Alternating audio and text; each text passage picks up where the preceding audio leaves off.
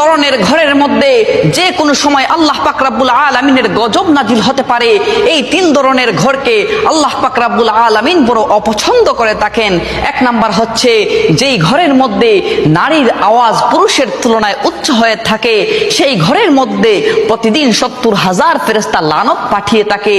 2 নম্বর হচ্ছে যেই ঘরের মধ্যে অন্যের হকের মারা টাকা জমা থাকে আর সেই টাকা দিয়ে সংসার চলে, ওই ঘরের মধ্যে যে কোনো সময় আল্লাহ পাক রব্বুল আলামিনের গজব নাজিল হতে পারে।